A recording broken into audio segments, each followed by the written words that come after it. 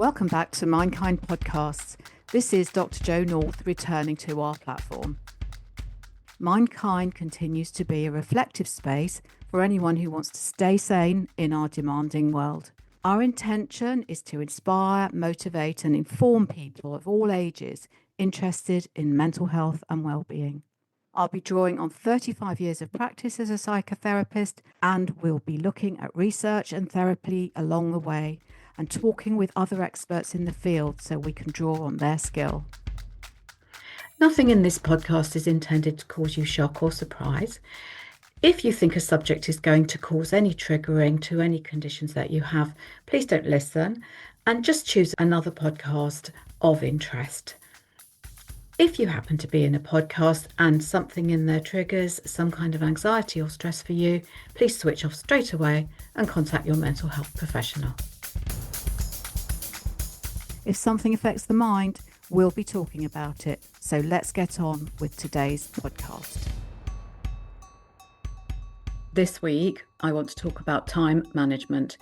It's one of my favourite subjects of the minute. And you might think, what on earth has that got to do with mental health? And I'm going to tell you, because I truly have found that it's one of the key ways to have control over your life. We don't own a lot in life and we can't control a lot in life, but we can control our own time. It belongs to us. And so I'm going to teach you the building blocks of that. But more importantly, I'm interested in how time management impacts on us emotionally, how it helps us keep our minds calm, how it can help us in relationships, how it can help us manage children and generally get our lives feeling better. The fact of the matter is that a lot of anxiety in our current age is caused because we're under time pressures. And I want to help you alleviate that anxiety. And I want you to feel that you wake up every day and look at your timetable and tell yourself you have managed it. So let's get on. Can't wait to tell you all about it. We're looking at time management. One of the wonderful things about being an infant or a child who hasn't yet learned to speak is that you won't be aware of time management. And you live in a free world where adults, hopefully, are guiding you and supporting you. But time does not constrain you. And you will have noticed that when you're training your toddler, that one of the things they start to kick against is the time constraints that you have to put in their lives. So when you stop them playing with their favorite toy because of time constraints, they don't like that. And I think on the whole, that tendency continues throughout our lives. Once we start to develop our cognitive brain, we start to be able to name things. And gradually, as we get a little bit more developed and we learn about numbers, we learn about timeframes, we learn about timetables. Now, on the whole, a timetable can contain a child and make them feel very comfortable. And I'm always advising parents to engage in structure to help their children. So if you're finding, for example, that you live in a very chaotic household or your household is chaotic and you're not managing, one of the first things that you might want to look at is the structure of time. What this takes is some planning, and what that takes is a little bit of time out. So one of the things you're going to have to do is just sit down with a pencil and some paper or some kind of note recording apparatus, and you're going to have to start to reflect on what areas of your life is there a time crash? What areas of your life do you find get stressful because of time?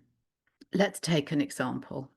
One of the things that I have started to notice, and I help my clients notice, is their circadian rhythm. So that means their natural biological rhythm fitted in with the natural world of light and dark. So it's a very natural system in which we are controlled, actually. It controls our awake, our sleep, our energy, and our digestion. And so I do invite people to start there and look at that.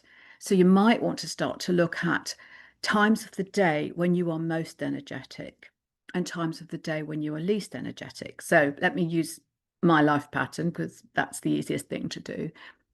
I am energetic first thing in the morning, and I am energetic until lunchtime, and I have lower energy in the afternoon. By about 4 o'clock, I have my energies even more low, and 6 o'clock in the evening is definitely a downtime.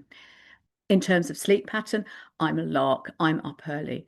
And I'm not an owl. I don't sit in a tree hooting all night. I am 10 o'clock, I'm in bed fast asleep because I'll have had a very long day. So my timing needs to fit around that pattern, just as my food fits around that pattern. But I'll talk to you about food and circadian rhythms another time. They're both very, very important. And you might want to notice with your children, what are their natural rhythms? When are they most energetic? When are they tired? Because one of the things you won't get out of children is good behavior or cooperative behavior when they're tired or when they're hungry. And this is one area where you don't even have to talk to them, you just have to rearrange the structure of their day and the structure of the timing of your family. I do suggest to parents very often that they feed children earlier than they feed themselves. I suggest they don't make children wait to eat with adults at a later time. This is because it gives the children time to digest their food before they go off to bed and get their sleep. We don't really want them full of food just as they go to bed. On the other hand, we don't want them hungry. So the timing of their meal and the quality of that meal really is going to matter. If that means feeding them quite quickly after they get home from school, then do it. I think one of the things you're going to have to do with good time management is throw away the rule book. You know, after the French Revolution, when there had been chaos in France, there was a lot of experimentation with different structures. A lot of the old systems of the rich oppressing the poor obviously had been thrown out. But one of the things they started to do was try to restructure time, which is a fascinating thing. They turned the whole time clock on its head and tried to restructure. I think it was a really interesting social experiment. It didn't actually work out that well because they did resort to timing in the way that we had done previously. But the fact is, they were playing with time because time is power. And the whole of the French Revolution was about empowering the most oppressed people. So if, as a parent, you want to get more power, the first thing to do is sit down in your joint parenting or your joint caring, or if you're a single parent, just on your own and reflect on, let's really look at this, get a big piece of paper and throw it all up there. What doesn't work and what does work? And I think you might be very surprised at what the small changes you can make to make things work better, to make everybody feel better, to make moods better, to make brains better, and make your lives better. We want more dopamine in our kids. We want more positive experiences. We don't do that by pushing them around and crowding out their timetable. Now, I've talked about timetables before, and I don't mind talking about it again, but what I do see in stressed children are a lot of overcrowded timetables. I suggest you get weeding for yourselves and for your children. You need to be weeding out the things that you don't have to do, and you will notice such a very, very big difference. Now, I'm not suggesting that you weed out great experiences or sport or challenges or anything like that, but really check out, is it too much? Because our children can end up exhausted, they can end up overtired, and then they just simply collapse under the weight. So, for example, if I see a child, I can think of a child at the moment who's doing martial arts, swimming, cricket, scouts, and youth club in a week. And that's all wonderful, but that child isn't coping. He or she is not coping. So we need to start looking at what we can weed out there. The same for us. We all have this, I must do this, I must do that, I must be social, I must go out and eat. Yeah, you do. Of course you must. You must do that.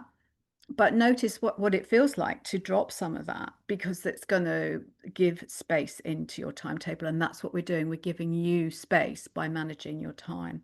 So it's really about a whole rethink. You don't have to think about anything psychological. You don't have to have any psychotherapeutic theory. You just need to get your clock and a piece of paper and get your timetable out and restructure and see what you can do and see if you feel better. Equally, you might be a person that hasn't structured in enough things to do. Actually, I looked at my timetable and thought there is not enough fun in this timetable. And so I restructured in more fun. And that was great until I overdid it and then had to go in the other direction. So let's talk a little bit more about work, and let's talk about mums and dads and carers. There are lots of different kinds of time to factor in. And so let's look at those. So, primarily, there's me time. That means time for yourself as an individual. And different people need different types of me time. So, I definitely need me time. Uh, Other people don't need so much. I definitely need to have personal private space around me. I also like to have very, very open time, but you know how you are. And I think a lot of people suffer from quite mild to moderate depressions and anxiety because they don't have enough me time just to sit and let their brain rest. So I'm talking here about the importance of rest for the brain. Okay, so that's one kind of time. And I'd really like you to think about that for your children, for yourselves, and for each other. So the other kind of time is the relationship time. So depending on who your partner is, how they work, what they do, you need to work out together a routine, a system, a plan for how you get nourishment for your relationship. Now, for many people, that goes unspoken and unconscious. But I think it's great to get conscious about it and just say to each other, how do we want to plan our time, good time together? So there's lots of different times together. There's hanging out, doing nothing time, which is valuable. There's going out constructively, having date time.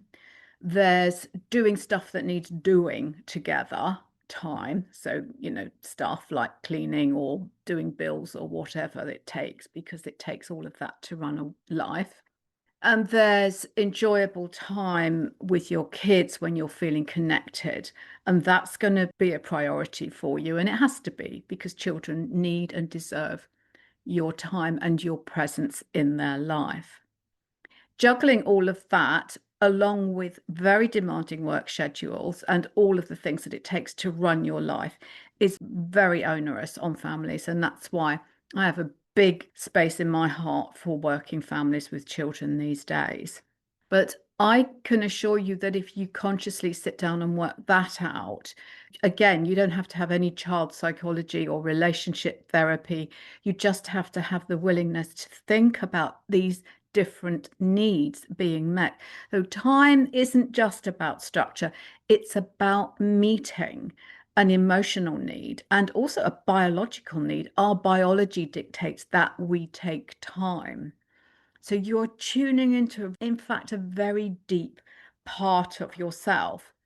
If you look at the management theory of time management, which many, many years ago, I used to teach to managers, and they talk about delegating tasks and ranking your priorities and your goals. And those things are very, very important. There is no doubt.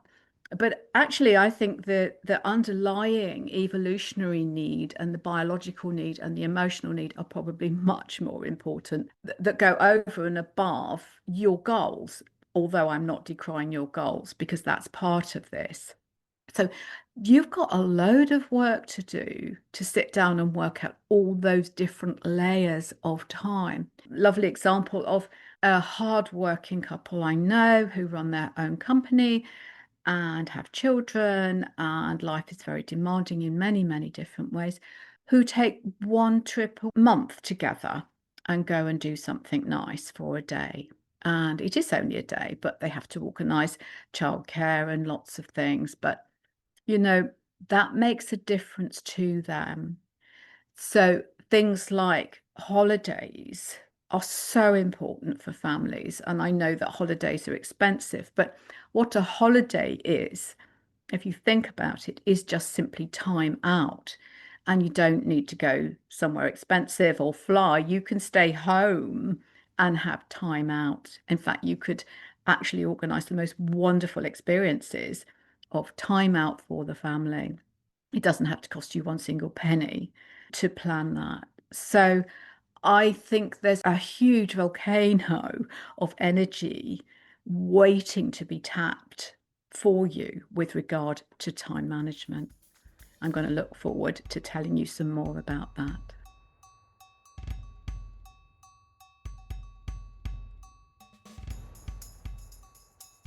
So, a few general principles. We look at time because it actually puts us in the driving seat, and we know that it reduces our anxiety when we feel we're in control. We're going to keep noticing what it is we do and how we can adapt it in small ways through time management. So, whether you are a lark or an owl, an early morning person or a late night person, it doesn't matter. Just adapt accordingly. So, big shout out to you owls out there. Just because I'm a lark, it doesn't mean to say that you're wrong. I love owls. They are the social people and they are doing stuff late at night. And so, for you guys, just readapt accordingly. You're going to be up much later at night and perhaps get up a little bit later in the morning. You also might want to look at, though, arranging and retiming your sleep pattern so that you are getting enough sleep. And one of the big things that we look at these days in mental health is whether or not people are getting good sleep. And it really, really matters because when you switch off at night, your brain is organizing itself and cleaning itself up and refreshing itself.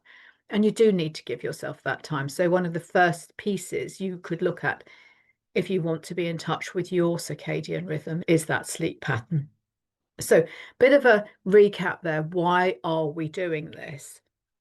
Because it really is going to make a difference, basically.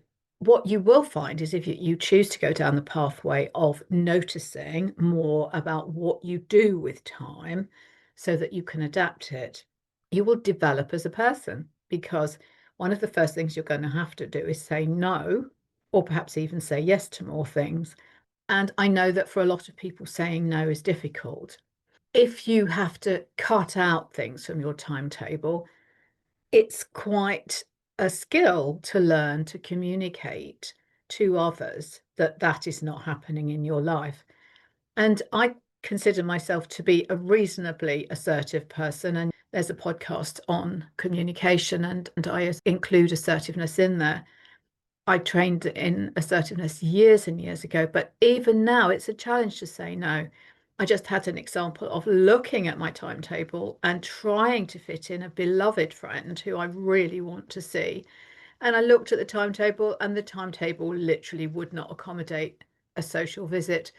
And I knew anyway that I've got so much on at the moment that I couldn't do it comfortably anyway. So I had to contact my friend and say, I'm so sorry. I literally can't do that. I hope you'll forgive me. And the friend was lovely. That's a real friend who can say, I know you're busy, Joe, and we'll do it some other time. So that developed the friendship. It reminded me that I can say no to people I love. It reminded me that my time management continues to be important every day.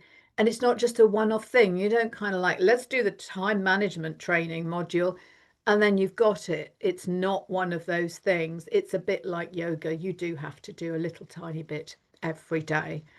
You will be adapting and you will make plans, and then every now and then they will completely fall to pieces and have to shift. So there's a lot of personal development, and where there's personal development, there's life, and that's a good thing. There are other areas where time management can help you achieve your goals. Time management training used to focus on goal setting, and we used to organize people to organize time to achieve their goals. And really, that's incredibly outdated. That's not what we're doing in this day and age. Goals are really important. They help us find direction. They give us signposts. They give us purpose. They help our dopamine levels if we're getting on with them. And very much the purpose in life is to achieve our life goals, whatever they may be, whether it's baking a cake for tea tomorrow or setting up a multi-billion-dollar company or saving the planet and clearing up plastic. It really doesn't matter, but they help our brain. Our brains like a really cracking goal. So I'm not decrying goals, but what I am saying about time management is it's much more focused now on well-being, and that's great. So we've got both. We're using both sides of our brain, and that's a fantastic thing. Now, all of you procrastinators out there, big shout out to you because we all do that at times, put things off. And I'm going to tell you a little bit about how time management can help you if you are tending to put things off.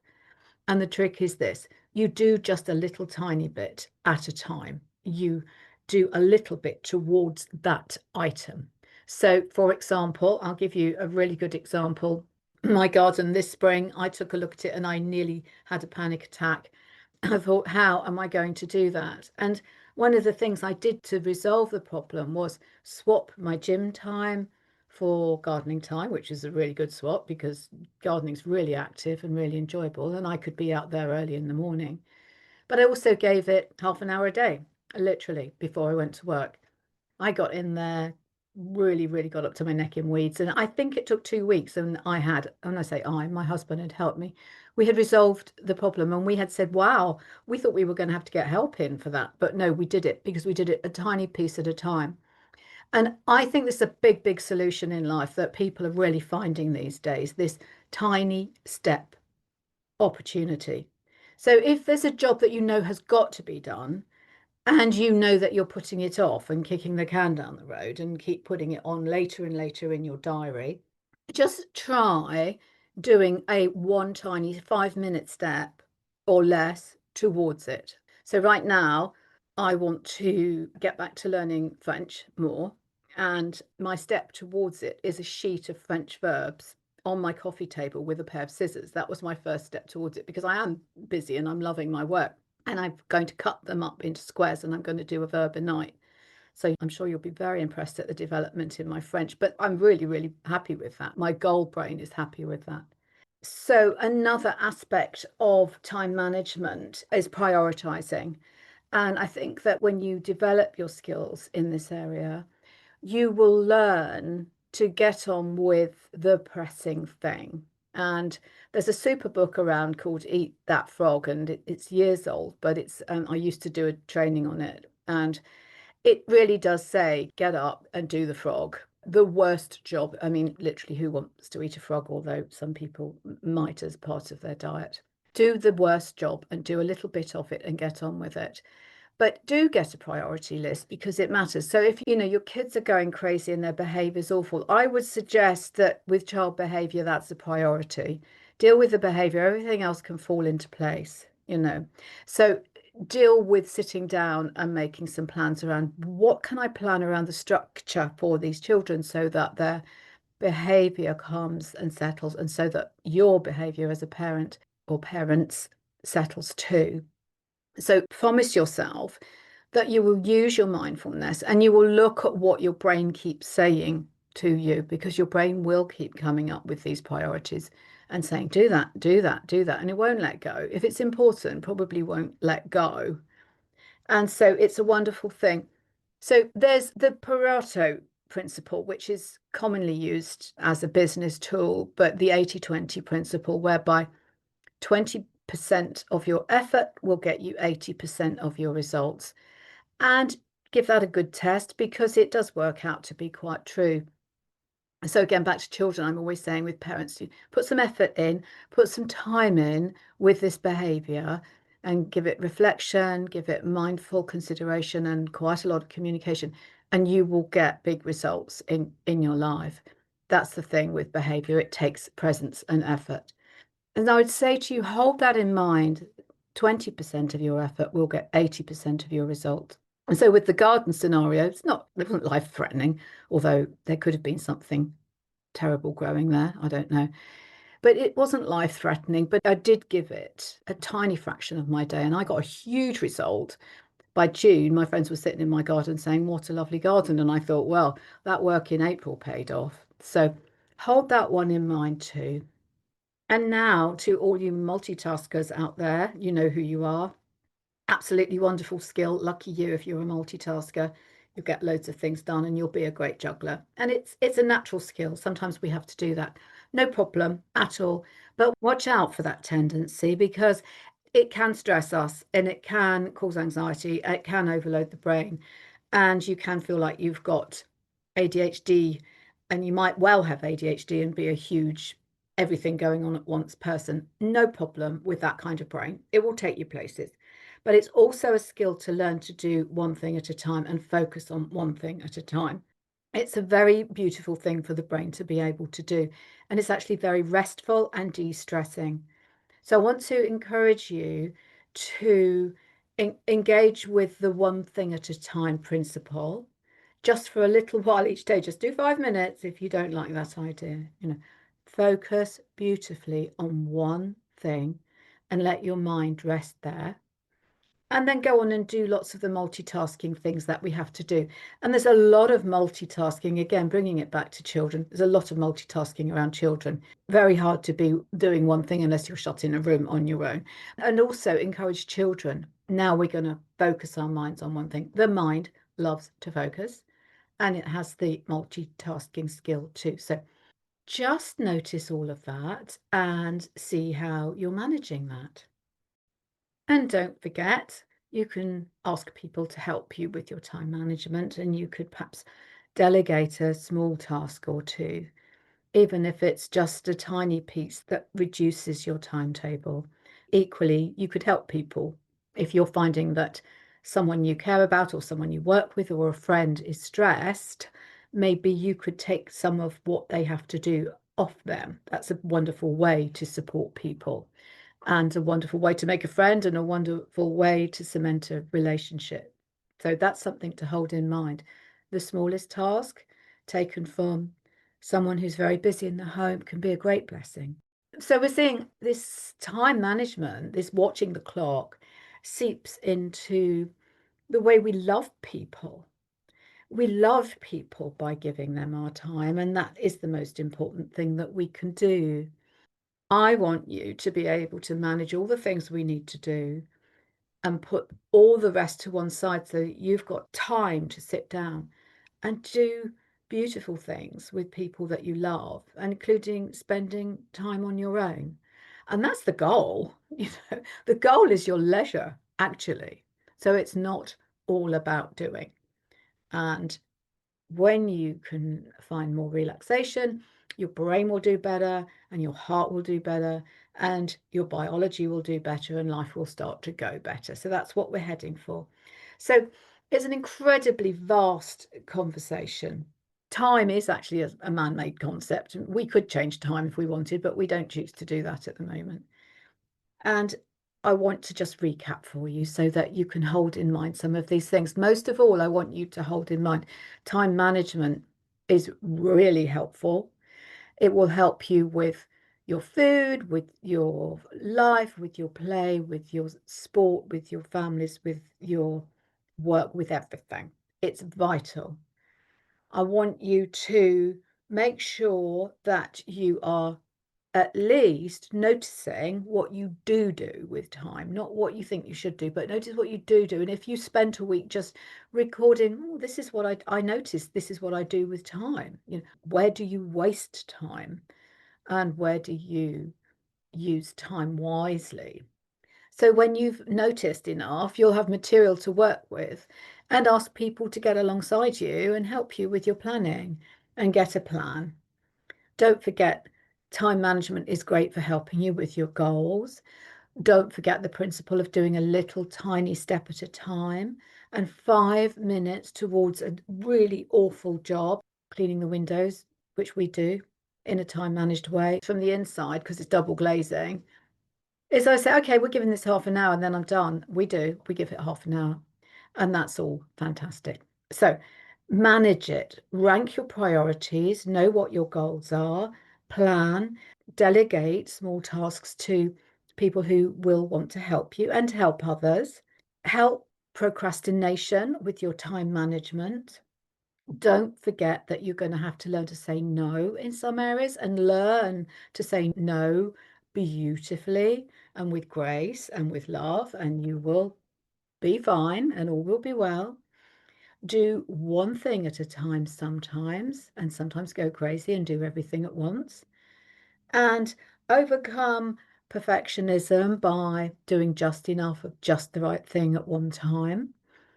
Don't forget the 80-20 principle, that 20% of the effort you put in will get you 80% of your results. So you decide what 20% of effort you want to put in terms of timing a task. This is all about putting your life and your brain and body, your body mind, into good balance and taking the people you love along with you. So take the time to just reflect on this and take a good look at that clock and see what you can do with it. But most of all, remember, you are the master of that clock. Can't wait to see you for our next podcast. Take care.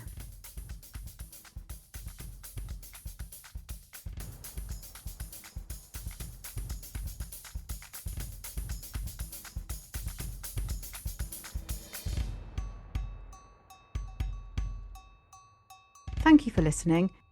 Check out the next episode on our platform. Don't forget, I'm a doctor of psychotherapy, not medicine or clinical psychology. My expertise lies in the field of applied psychology through psychotherapeutic models of practice.